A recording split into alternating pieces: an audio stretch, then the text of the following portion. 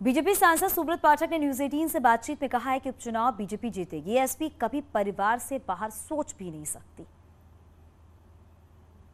देखो, गढ़ कोई परिवार का नहीं होता है। गढ़ कोई व्यक्ति का तो हो सकता है कि वो अपने उसके कामों के आधार पर, उसकी मेहनत के आधार पर, उसके संघर्ष के आधार पर लोग उसको इतना पसंद करें कि उसको बार बार चुनाव जिताएं। तो नेताजी श्री मुलायम सिंह जी आज दुनिया में नहीं हैं, तो कुछ अगर उनके अंदर कमियां थी तो कुछ अच्छाइयां भी थीं। तो हो सकता है कि वो उस कारण से मैनपुरी के लोगों ने लंबे समय तक उन्हें सांसद बना के रखा और उनसे जुड़े भी रहे। तो उनका पूरे प्रदेश में ही प्रभाव है। तो मैनपुरी तो एक साधारण छोटी सी बात है। तो कुल मिलाकर अब उनके जाने के बाद में आपको परिवार की कोई बपौती अगर लोकतंत्र हो जाएगा तो फिर ये तो राजतंत्र है। तो फिर लोकतंत्र लाने का मतलब ही क्या था। तो कुल मिलाकर जो भी एक योग्य व्यक्ति हो, आवश्यक नहीं है कि योग्यता केवल उसी परिवार में पैदा होगी। तो योग्य व्यक्ति मैनपुरी में बहुत से हैं और वो इस बार चुनाव मैनपुरी में परिवारवाद से ऊपर उठकर राष्ट्रवाद के नाम पर होगा और मैनपुरी में कमल खिलेगा। सर, जहां एक तरफ समाजवादी पार्टी तेज प्रताप यादव पर दाव लगाने की तैयारी कर रही है, वहीं बीजेपी भी यादव परिवार की सदस्य अपर्णा यादव को लेकर चर्चा चल रही है।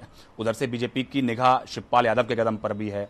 तो बीजेपी किस तरह से अपनी रणनीति तैयार कर रही है? देखो, अपर्णा यादव भारतीय जनता पार्टी में एक कार्यकर्ता मात्र हैं और वो कार्यकर्ता होने के नाते यहाँ पार्टी में सबको चुनाव लड़ने का अधिकार है और किसी के नाम पर भी पार्टी चर्चा कर सकती है। अगर उनके नाम पर कर रही होगी तो अच्छी बात है।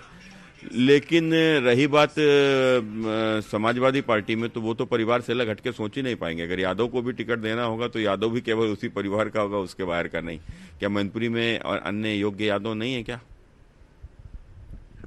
सर, इसके अलावा जयंत चौधरी ने घोषणा की है कि जैसे कि 2022 के विधानसभा चुनाव में अलायंस था समाजवादी पार्टी का, वैसे ही इन चुनावों में, चाहे वो निकाय चुनाव हो या विधानसभा उपचुनाव हो, इनमें भी हमारा जो अलायंस है वो जारी रहेगा। तो क्या ये दोनों मिलकर आपको टक्कर दे पाएंगे इस उपचुनाव में?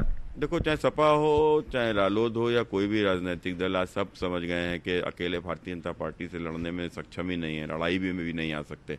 अभी जो उपचुनाव, अभी जो क्या नाम लखीमपुर में हुआ है, जो गोला गोकर्ण नाथ में, उसने साफ संदेश इस प्रकार का दिया है कि आजमगढ़ भी हम जीत कर आ गए हैं, रामपुर भी हम जीत कर आ गए हैं। जो कि गढ़ माना जाता था कि रामपुर तो आजम खान का गढ़ है, तो आजम खान का गढ़ और आजमगढ़ दोनों भारतीय जनता पार्टी जीती। यहाँ बड़े लीड से अभी गोला गोकर्ण नाथ में जीती।